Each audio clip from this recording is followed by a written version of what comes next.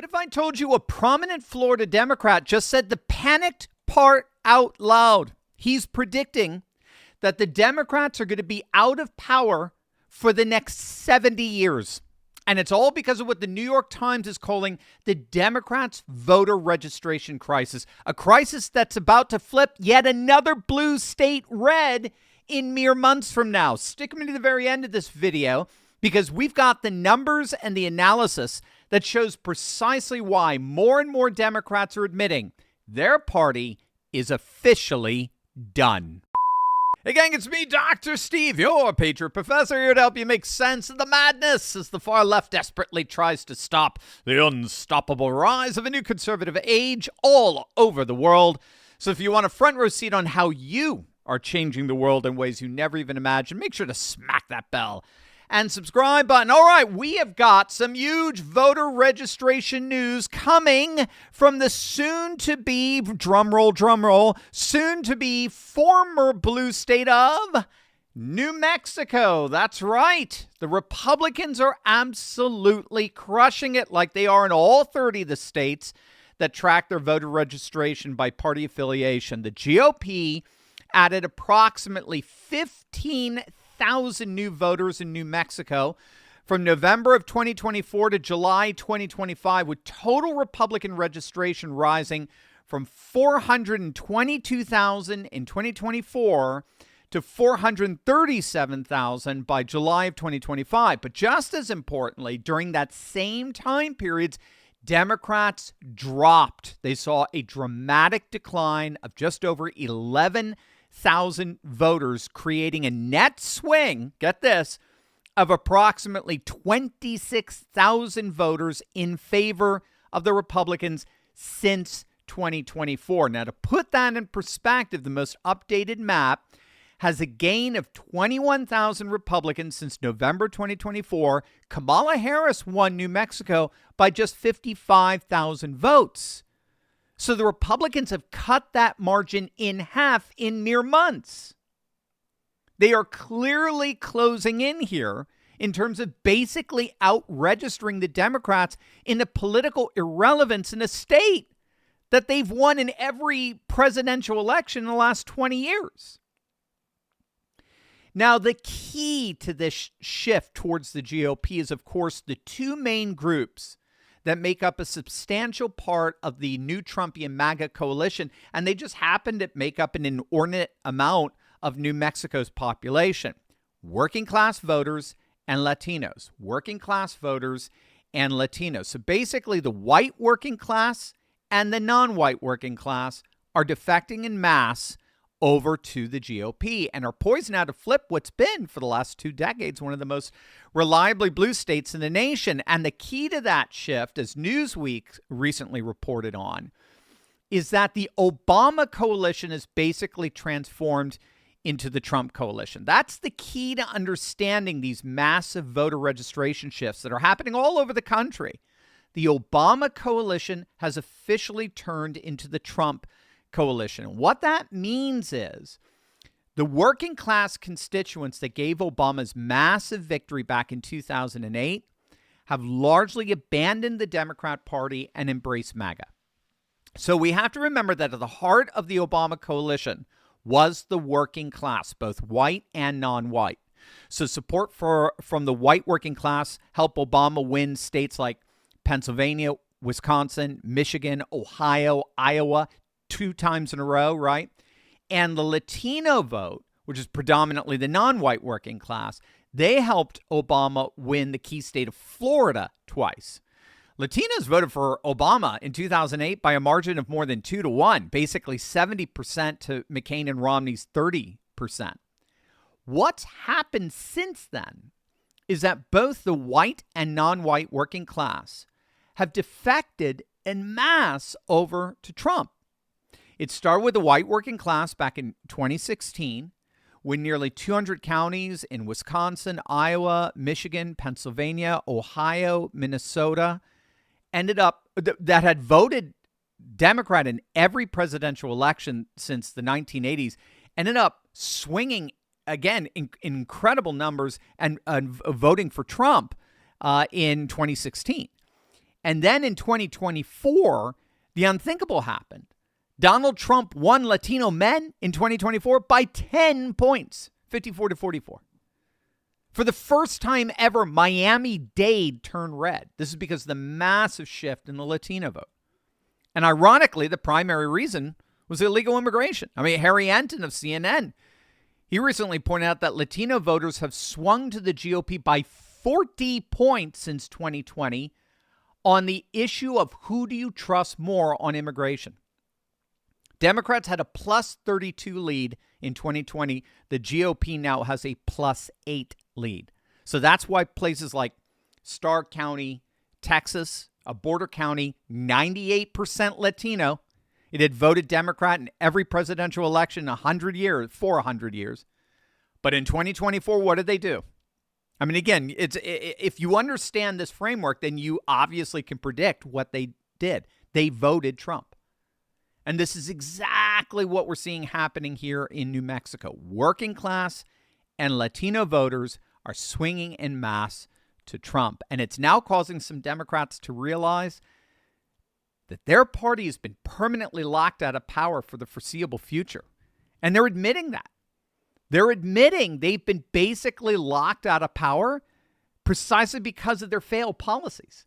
It's not because of redistricting or gerrymandering or anything like that. No, voters are abandoning the Democrats precisely because of their own failed policies. Speaking of rejecting failed policies, there's another major shift happening that's flying under the radar. I don't know if you saw this, but President Trump just dropped a financial bombshell that could change retirement investing forever. He's just signed an executive order opening up access for 401k accounts to invest in alternative assets like crypto and private equity. Did you see that? It's amazing. Because if you've got a retirement account, seriously, this is huge. We're talking about a fundamental shift in how everyday Americans can build wealth. But here's the thing.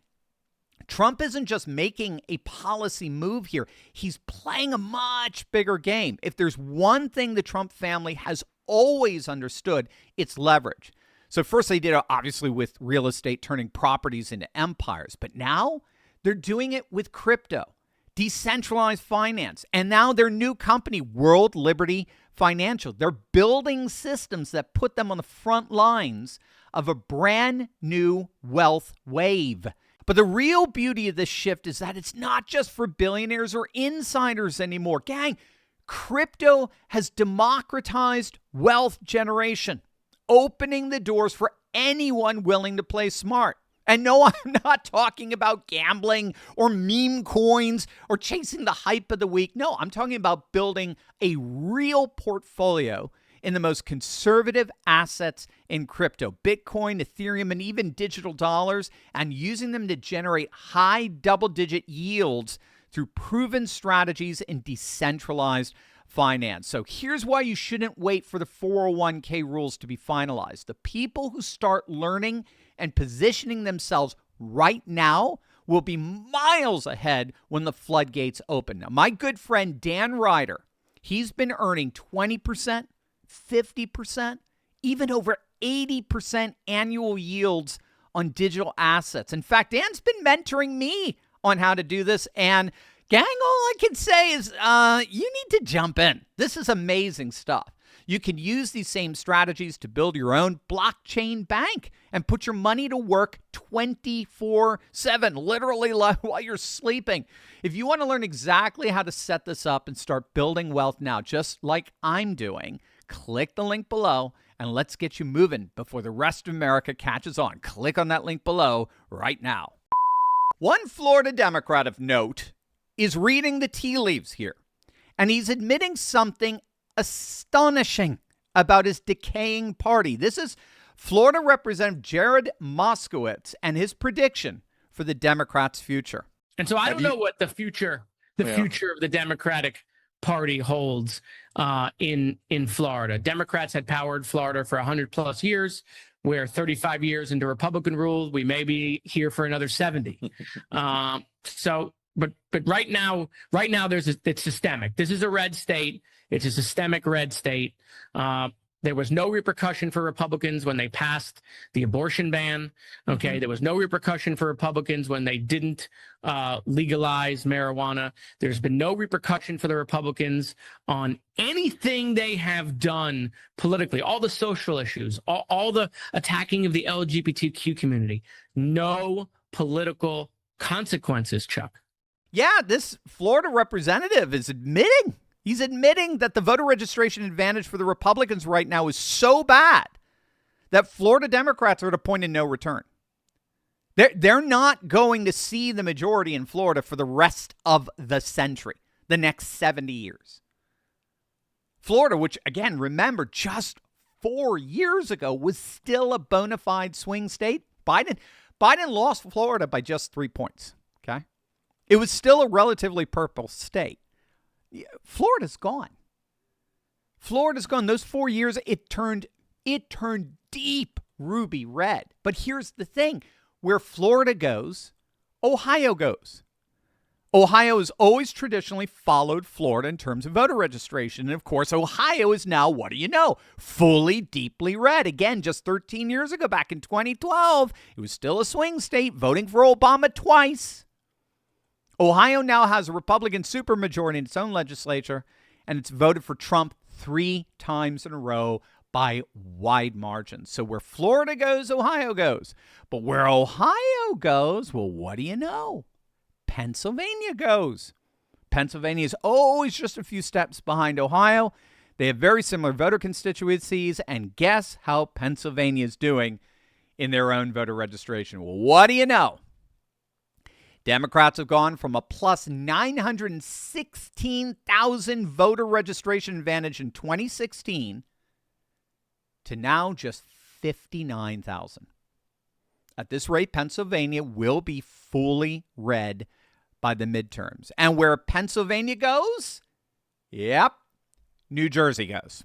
Good old Jersey. Republicans have net gained an astonishing 43,000 new voters since November of 2024. Absolutely stunning. And we could keep going. Where New Jersey goes, New York eventually goes. And, of course, the Republicans are crushing it there in the Empire State as well. And we could go on and on and on. What is happening in New Mexico is part of this larger national trend where Obama's massive coalition is transforming into the Trump coalition, and it's changing voter registrations in the process, which means that the Democrats don't have a coalition anymore.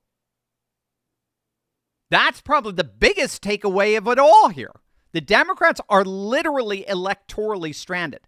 They have no national coalition. They had a Clinton coalition in the 90s, but that was tenuous at best because it required the populist Ross Perot to be a spoiler candidate and split the right, which did not happen in 2000. And so George W. Bush was just barely able to pull it off. And then they forged 8 years later the Obama coalition based on the working class, both white and non-white, with Latinos overwhelmingly by 2-1 voting for Obama. That coalition, the white and non-white coalition, not the white and non-white working class coalition, has now officially morphed into the Trump coalition. And as a result, there's really now nothing holding the Democrats together. There is no mass national constituency outside of